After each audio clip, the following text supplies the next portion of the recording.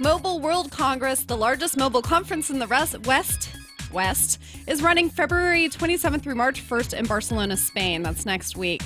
And it is here that some of the hottest phones around the globe are first announced, and we already expect to see at least 21 smartphones and tablets emerge, with more surprises sure to come.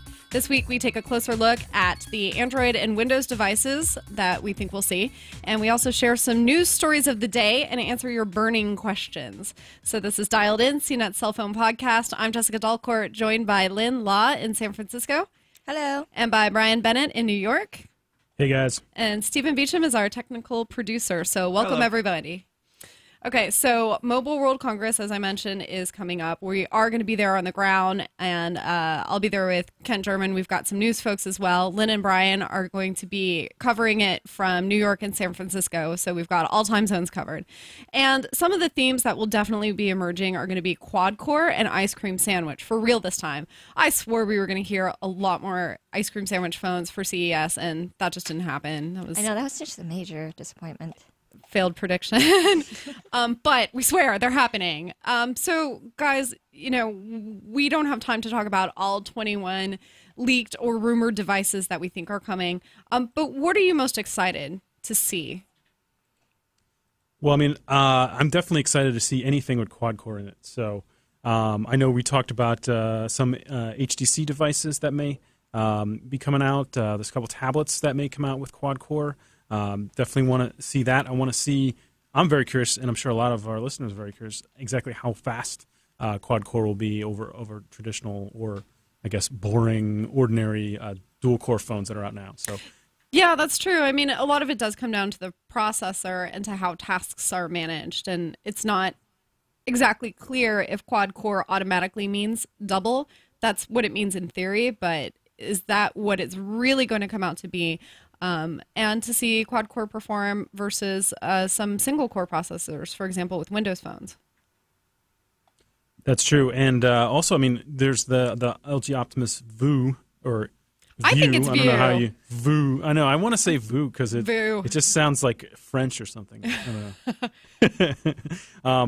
But I believe that is supposed to be quad-core, right? No. It's supposed to have a big, massive 5-inch screen, and it's supposed to be sort of LG's answer to the Galaxy Note. So that'll be interesting to see how that plays out. So that one has a stylus as well, right? Lynn, you've kind of been keeping your eye on this one. The LG Optimus Vu. Yeah. It's really big, obviously, and I guess I'm just really excited because it's just another contender for the Galaxy Note. So the Galaxy Note won't be the only one that's coming out there with the stylus, with the big screen, and this will be good for someone who doesn't want exactly what the Samsung Galaxy offers. And this is something from LG that people could be really excited about. So this kind of makes me wonder, you know, are the styluses really are we gonna have a resurgence of this? I mean, LG and Samsung pretty much had to know what each other was doing in order for these 5-inch stylus things to come out pretty soon after each other. I guess Samsung had like a 9-month lead on LG since they introduced theirs at the IFA conference in September. But we also heard about the Samsung Galaxy Note 10.1, which would actually be a tablet.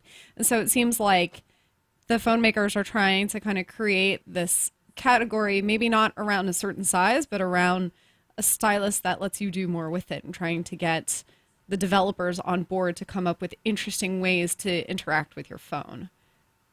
Yeah, I'm not sure if tablet. I'm buying this sort of thing. Yeah, right? Phone, tablet, phablet? I don't know. I mean, Brian, But, you also took a look at, I mean, you and I have both used the Samsung Galaxy Note for the last week. What are your thoughts on the stylus and just using it in general? Well, you know, right now I'm working on a little story on how I'm surviving after a week of just using the Note as my primary phone or tablet or whatever it is. And my feeling is that the stylus is actually, you know what, it's actually not so bad. It's not as bad as I thought it would be, because I'm using what they call the S Pen to, you know, write notes and to do, as long as you stay within the little grid there that you're supposed to enter text in with the pen, it actually does write and recognize your handwriting decently well, though it does get confused, and that's really annoying. It's not as easy as writing on a piece of paper. I agree with you there, and I actually did sort of an in-depth writing test since I actually do write things by hand. Yeah, and I totally agree with what you said too, because I read your post as well. I noticed that you can accidentally hit the capacitive buttons or other buttons on the side, like if your finger brushes against them on the bottom of the phone when you're writing.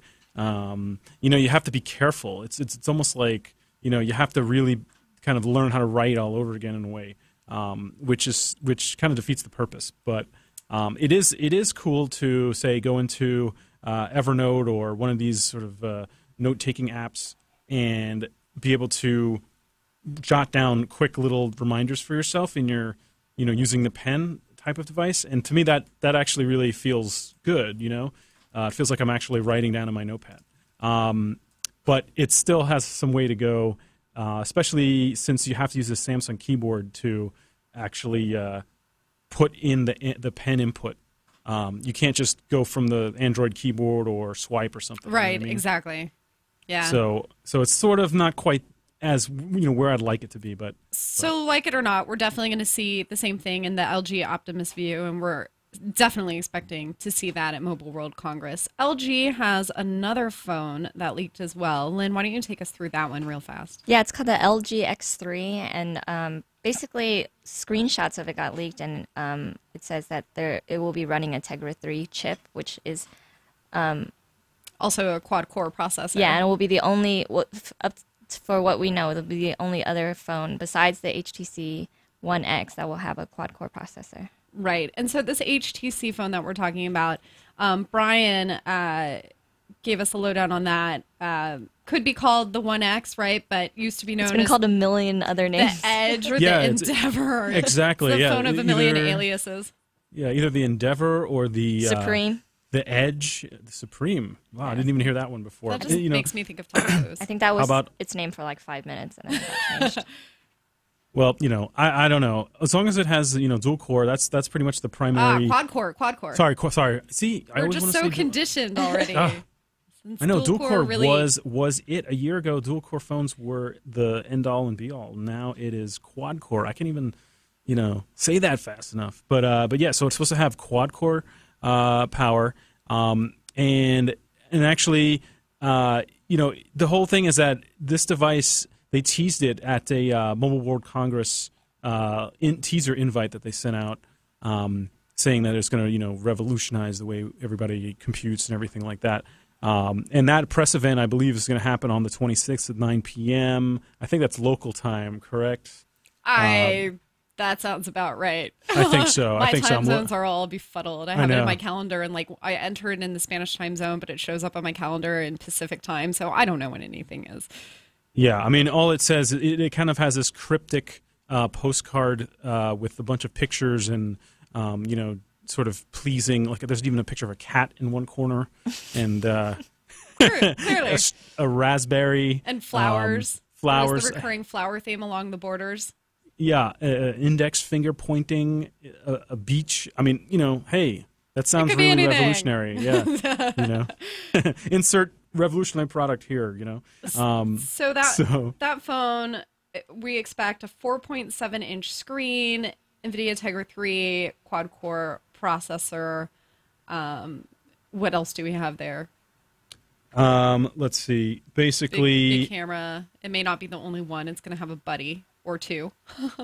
Oh, you mean with the 12 megapixel camera? Well, that was the Titan 2 that we saw. Yeah. We could definitely be seeing more camera power. We could be seeing that had actually a 16 megapixel camera. Was the Titan 2. So we could see something like that here. Yeah, I mean, it seems like 12 is going to be the norm now. Maybe. I think. I think you can still have a perfectly good 8 megapixel camera. I think they've got to be careful with 12 and 16 not to lose any quality. Regression would be the worst for all of these phone makers. That's true. So there's also the HTC One S/Vil/ maybe Primo. I know that was a name going around for a while. So that one also has 1.5 gigahertz, but that's a dual core Qualcomm processor, right, Brian? That's right. Yeah. That's right. Dual core, 1.5 gigahertz dual core, like I said, 4.3-inch display, and actually, I don't think there's any word yet as to if it's going to get an ice cream sandwich or not. I would expect Yeah. most of the phones coming out of the show to have ice They cream better. sandwich at this point. Exactly. Yeah, I mean, you better get an ice cream sandwich at this point. Everyone's been waiting and waiting and waiting. Okay, so what else? There's also the Droid 3 Incredible that we heard something about, which was, to use Lynn's favorite new phrase, spied in the wild. In the wild. It's in a lot of other. They use that term in a lot of other things. It's out. Very it's vague. loose. In the abyss, in space, running loose, and yeah. In the I mean, you can't really say in the flesh. Okay. Like in somebody's flesh. Somebody's holding it. So what about this phone? What do we know about it? Probably ice cream sandwich. Hey. LTE All right. ready, a dual core 1.2 gigahertz processor, 8 megapixel camera, Verizon. Verizon isn't having a press conference. HTC That's kind of is. It's kind of interesting because you figure Verizon seems so not a European carrier, so it's interesting that would leak ahead. And so yet, quickly. where was Verizon last year? They were at Mobile World Congress with a huge showing. That's crazy, though. I mean, that's so wild. Why would they? What's their purpose there? Just to get international? Are they expanding or? No, I mean, they're a U.S. carrier. I think they're just doing it because Mobile World Congress is such a huge stage. Yeah. There are going to be over 100,000 people there. It's going to be nutty. Everybody. Sorry. I said everyone's trying to make an impact there to get, make sure that everyone is paying attention because everyone's going to be talking about it, I suppose. Exactly. And the press are all there with their fancy new cameras. That's true. So we know that Sony is going to have something. They have bought out Sony Ericsson, their partner in a joint venture, and now we're going to have Sony Xperia phones. They're having a press conference. They've also registered for the trademark Xperia Sola. So not sure what that's going to bring, but something. Nokia is also going to be having a press conference, and they're going to have something high-end, at least one, maybe more. Samsung has already come out with the Galaxy Ace 2 and Galaxy Mini 2 information. And we already know that ZTE has a couple phones up its sleeve, including, I love this one, Mimosa. X. It's very nice. I don't actually know if I love that or if I just love the moxie of using Mimosa. I think that's the next trend. Maybe it's gonna it's gonna be cocktails instead of named after food. alcoholic drinks. Yeah, actually that's true. Maybe that's not. I that's see probably your not a jelly good bean idea. and I raise you a mimosa. I have a ZT Tom Collins. I have a Motorola whiskey. Yeah, that's right. HTC bourbon. Anyone? You just can't call it sours, whatever you do. Can you think it leaves a sour taste in the mouth? This sour is sweet. Oh, so lame. Actually, I was just going to say it was on this list, but really quickly, we also caught wind of LG also coming out with some new Optimus devices with ice cream sandwich. 2 of them with ice cream sandwich. Other than the View. Yeah, it's interesting. It's a rumor, but it was taken from LG's site. I wrote a quick post on it, but it looks like the site link has disappeared. It was basically the Optimus. It's part of the L style lineup, and it's going to have I think 3 devices. The style, it's like the Optimus S7. I think it's. I got to go back and look, but it's basically like 3 devices with one is going to have a 4.0 inch screen, 4.3 inch screen. Those 2 are going to have ice cream sandwich, and then a smaller one that's going to have like a 3.2 inch screen. So are they more high end or more mid range? There's 2. It's basically like 3 devices. One's going to be high end. One's going to be, I guess, mid range. It's like the and the other one Goldilocks of phones. Yeah, and then the other one is definitely low end, and it'll be more portable. And it's only going to have gingerbread. So yeah, but of course that's all. Nothing new should be coming out with gingerbread unless it is cheap.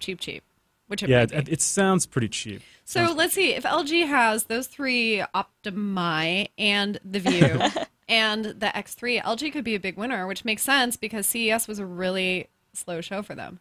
But we're not hearing anything about Motorola. Yeah, it doesn't look like they're going to have anything outside of the stuff that came out of CES. Which is not a surprise because they said they were going to slow things down a little bit. And we definitely are going to see something Xperia come out of Sony as Sony gets more aggressive in the mobile phone category. Okay, so stick with us next week and stick with us now. We're just going to go on a short break and we'll come back with news of the day.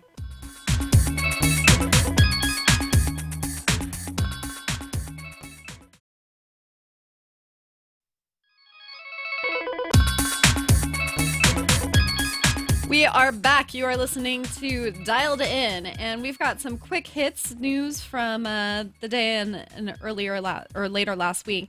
For example, the Samsung Galaxy S2 Love Fest continues. This time, U.S. Cellular gets their version of the insanely popular phone that has so far already sold over 30 million devices worldwide. And speaking of US Cellular, they are pushing ahead with their 4G LTE plans.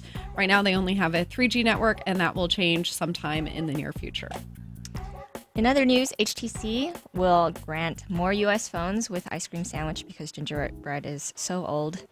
And it will add 4 Verizon wireless models to its lineup, and they're going to be due out soon. We don't know when, though. And in lawmaking news, feds say to automakers they should block drivers from texting and tweeting and surfing. The U.S. Department of Transportation has proposed guidelines that would limit driving activities to just driving, as we should be. Do you think? And next, we've got Dish Networks actually looking to shop their new, or at least their spectrum, out to other folks who may be interested in. They're looking for a waiver from the FCC to end. Hopefully they can farm out that spectrum to other folks, maybe LightSquared perhaps, since they were denied by the FCC to expand their network. And then also, we got some news from BlackBerry, from RIM. BlackBerry Playbook OS 2 actually is out today. Yes, which, does anyone care? I don't know. Yeah, you care if you have a Playbook, I guess, if you got it at like a $99 fire sale. That's true. That's true.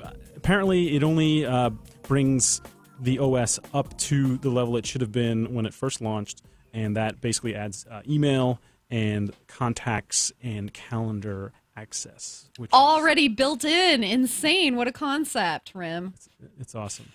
And also maybe a few support for Android apps, though all I care about personally is Kindle or some sort of Google Book Reader or something like that, and I'll be set. So back in review world, one review last week that we didn't talk about in the previous show, and that was the Pantech Burst for AT&T. I took a look at this one, but Lynn actually knows it very well because she saw it at CES. It comes in 2 colors, ruby red and titanium. I think this is a really great phone. It's $50 for AT&T. It's got LTE. It's got a 4-inch, really beautiful Super AMOLED display.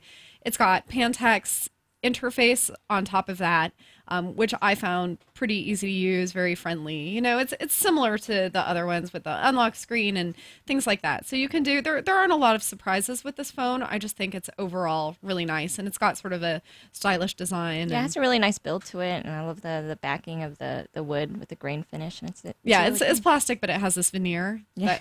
And I mean, for $50, you'd be probably pretty happy with a plain old plastic phone, and I feel like Pantech really actually tried to do something with it. So call quality wasn't that good. Battery life also not as great as it should be. We're going to continue doing tests on that, but I think that the design is really solid. The features are really, I mean, it's got a dual core 1.5 gigahertz processor, and this is really hard to get for $50. We're seeing a lot more phones like that. AT&T is starting to make a name for itself as a destination for this kind of budget phone. There's a lot of competition, but for $50, it's pretty good. It'd be really good for a little bit more than $50 too, for $99. But I think the fact that it's $50 is going to get people interested in a brand that has so far cruised under the radar a little bit. So let's see, what are you guys reviewing in the next week? I have two ZTE phones that have Move Music included. It's the ZTE Chorus and the ZTE Score that's coming up. Brian, you got anything? Well, I've actually got a whole bunch of headsets, which is something that people don't think about a lot, probably. But Bluetooth. as these devices become more and more like multifunctional, Bluetooth headset is actually quite a interesting device to use. Right now, I'm checking out the Jabra Sport, which is a ruggedized Bluetooth wireless headset. Just reviewed the Jabra Supreme, which is just a plain mono headset with fancy features, and hope to get some more in too. So stay tuned. And let's see, last week we were lamenting that we didn't have any email love, but this week we actually have too many. So we will share a few like we promised, since we owe it to you guys. We begged so hard for them. Yeah, it seems like everybody was on vacation the week before, but this week everybody is back and asking lots of questions. So the first question we have that we received was from Tom. I believe that's how you pronounce his name. I would second that. Okay, awesome. And, well, you never know. It could be Thom, maybe. Could be. Well, anyway, so Tom says... Do you call people Thomas? Is that you? Thomas. Is that you? Maybe after a few cocktails. After drinking our ZTE whiskey. Mimosa. Yes. Yeah, my HTC bourbon. So Tom actually is asking about whether or not... he heard our podcast last week, and he noticed that we talked about QWERTY sliders, and he was really interested in QWERTY, actually portraits slider, which to me is very strange. But I noticed what he said was it was ever so briefly raised by me and then shot down by Brian. Right, and I'm like, QWERTY, portrait sliders. Well, he doesn't like the torch, which makes sense. But then, actually it's interesting because, well, I haven't seen any QWERTY sliders. Or even just portrait QWERTYs that don't slide. Yeah, or just candy anything bar like style. That. Yeah, it's really been, it's a dying breed. But he actually has a follow-up question as well. He wanted to know specifically about going over to T-Mobile, and he's also eyeing some Windows devices, specifically the Lumia 800, but it's a little too expensive at $500. And he's looking for something that has a bit more memory than the Lumia 710, which he definitely likes, but it only has 8 gigs of memory. And that's a tough question, I have to say. And I was looking around, and they're Windows phones, so they don't have expandable memory. Yeah, and I think they do Windows have online storage. Mm-hmm. Or some of them come with expandable, or not really expandable, but they have internal memory that is pretty high, up to 16 gigs. But even so, that card is locked down. I was looking at some of the other devices that he might want to check out. I know that believe it or not, there's the HTC HD7, which was for T-Mobile a little while ago. It has 512 megabytes internal, but it does have a 16 gigabyte non-removable RAM, non-removable storage. That one I think T-Mobile isn't actively selling anymore, but you would be able to find that elsewhere, eBay, Craigslist. Exactly. Yeah, hopefully you can pick that up. I mean, I even thought about, well, hey, what if you take an old HD2, which, one of the devices that I was into. I remember that phone came with a 16 gig card preloaded because it came with Transformers 2 or something. I hate to say it. Oh, yeah. No, I hate to say it, but AT&T really seems to be the niche for Windows phones. Yeah, it seems like they're becoming the flagship for that. But I would love to see T-Mobile get more. Yeah, I mean, he's on Altel, and he was trying to see if even an unlocked device would work on Altel. But as I think Altel is on Verizon's CDMA network, so it doesn't seem like you'll have much luck there. But so anyway, good luck to you. Maybe check out the HD7 if you can get one for pretty cheap, or even an HD2 that maybe you can talk to someone into parting ways with, and it hasn't been beat up like the one I have. Good advice from Brian. And we have another email from a T-Mobile customer with 16 months left on their contract, and he asked if they want to change his they want to change. This person wants to change to the LG G2X to another Android phone with a larger screen without losing 4G speed. And they're asking us, do we know if we could get an unlocked Galaxy Nexus or Galaxy Note and still be able to use 4G on a T-Mobile network? You can get them unlocked. GSM, they're more expensive. They should be. They won't be optimized for T-Mobile. Sometimes you do get speed degradation. Best case scenarios, you can use it on the HSPA Plus network. The other part of the question was, are there other large screen Android phones except the Samsung S2 that we can recommend? And I would say that the Amaze 4G and the Sensation 4G have 4.3-inch QHD displays. So those are really the large screen Android phones in existence right now. There was it was the Nokia Lumia 800 that if you buy it unlocked, you get like 2.5 G speeds for T-Mobile, but you get 3G speeds for AT&T. So it's not always created equally. So you should definitely do some digging on that. But T-Mobile will know, and they'll be able to tell you, or other people will be able to tell you exactly what you should expect with an unlocked phone. And another reader asks, well, actually... Oh, that's right. Yeah. Actually, before we get to that, let's have an exciting commenter who called and left us a voicemail. We said we would read them, and we're going to play it. Here we go. Hey, guys, this is Mel from the Midwest. Love Dialed In. Listen to it every week. And I just thought I'd throw a little maybe historical perspective into the last podcast I listened to from February 13th. You were talking about the Galaxy Note, the 5-plus-inch phone. It's interesting. I don't know if you all remember, but the first Galaxy Tab, which I think was 7 inches, in Europe was also a phone. That function was disabled in America.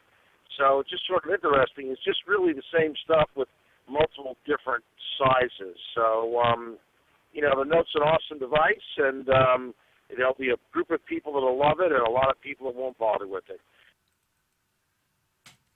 Thanks, Mel. We've got another question that I interrupted Lynn reading, so take it away, Lynn. Oh, no, this one is from a reader who wants our opinion on Huawei Mercury on Cricket Wireless. What do we think about the network? They've been thinking that they want to join the network. They don't want to make a transition to a big company. So and they don't care about 4G because they're usually on Wi-Fi. So what kind of phones do we recommend, or what do we think about the network? I definitely reviewed the Huawei Mercury, and I actually gave it 3.5 stars. It's one of Huawei's higher-end devices released in the U.S. It has an 8-megapixel camera, Android 2.3 Gingerbread, front-facing camera, 1.4 gigahertz processor. Call quality, I was pretty happy with testing it on Cricket's roaming network. Battery life wasn't so great. And the data speeds were pokey, but if you're on Wi-Fi, then that's good. I think that Cricket has some pretty good deals. There's no Move Music on this, but I don't think that, if you are not expecting to do a lot of data surfing, with the data network, and you do expect to use a lot of Wi-Fi, then I think it's a pretty solid device. It is off contract, so you pay a little bit more upfront. It's a $250 full retail, but a while ago when I reviewed it, it was $180 after a $50 mail-in rebate and a $20 web discount. So it's possible to get it for a little bit less. What actually, just out of curiosity, what network what kind of technology does Cricket use? I'm trying to remember now. Cricket's got a 3G network. Is it CDMA? CDMA? Yeah. CDMA, okay. Yeah, they they have a national partnership with Sprint. So whenever they're outside of their home footprint, actually they also have deals with like QVC and Best Buy, so you can buy some of their phones, like the ones that Lynn is going to be reviewing next week. You can buy some of those phones from Best Buy, for example. And so there's Sprint no way takes to care get of it out of area. Yeah. There's no way to get an unlocked device, I guess. I mean, one option you could buy the Huawei Honor, which is the global version of the Mercury, and you can get that unlocked. But is it GSM? That one, yeah, probably. Yeah. or maybe I saw some posts. People are talking about you can maybe even, and this is, I don't know if this is true, but you can maybe figure out how to unlock a Sprint device to roam on another carrier's network. So maybe that's an option too. But I don't know how kindly Sprint would take that. Yeah, that's crazy. That's crazy. You can't usually do that. I mean, there was another network. Sprint supports a lot of MVNOs. So basically, other companies that use Sprint's network in a secondary fashion to sort of offer service. And you can't just take a Sprint phone, which is locked specifically to Sprint's own branded network. You can't just take your Sprint phone to another one of these networks or MVNOs. You have to have an unlocked phone. Yeah, I mean, I read some stuff and it sounded pretty shady, so I probably don't want to recommend. So Brian that. totally recommends it. You should do this right now. I think you should recommend. I think you should hack Sprint's network. I'm imagining legal listening to this right now. Evan and Tizzy. Oh boy, there we go. Let's see. We have actually Cousin of Jaw in our chat room says that you can take a Sprint Verizon phone to Metro PCS and have them hack it. Oh yeah, into Metro PCS and Cricket. So there you go. Play with your own life in your hands. So we have one more reader's comment or one more reader's email that we're going to read today. Sure, it's basically someone from all the way from Syria, which is pretty amazing. Omar reached out to us and wanted to know.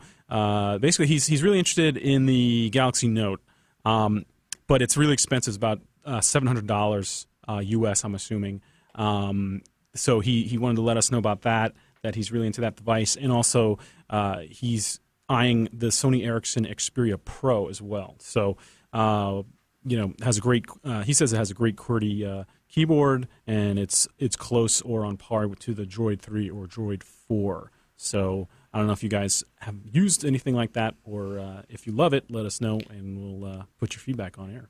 The subtext I'm getting from Omar is quit your complaining about how much you have to spend on phones because they're unsubsidized in many parts of the world. So $700 is really par in Syria and other countries, a lot of other countries where carriers don't subsidize it. We definitely have sort of an interesting typical situation in the U.S. here with our carriers who have a stranglehold on us for the best phones. But hey, I don't know if I'm complaining about that exactly, because I would rather probably pay $200 or $300 for a high-end phone and sign a contract personally than pay $700 every time I want to switch.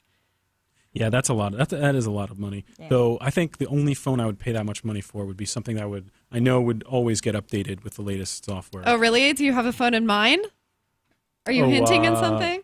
Maybe the Galaxy Nexus, perhaps? He says quietly with trepidation. So that is our show. That's our Mobile World Congress preview. Lynn and Brian are going to be holding down the fort next Monday at our usual time of 10 a.m. Pacific and 1 p.m. Eastern, and add 6 hours from that to get Barcelona time. So join them next week where they'll be sharing all of the news. We're going to be hearing most of what we know on Sunday and Monday, so they will have a lot to talk about and see how many of these devices actually came to light. So join us next week. Send us an email, dialedin@cnet.com, questions, comments. Leave us a voicemail at 1-866-402-2638. We will probably play it. And check out our continuing blog, dialedin.cnet.com. We will have a special section of the site for Mobile World Congress coverage. So check that out. We'll have links. It's just easier that way. And then listen to all of our podcasts that CNET produces, podcast.cnet.com. Thank you very much for listening, and join us next week. Bye. Bye, guys.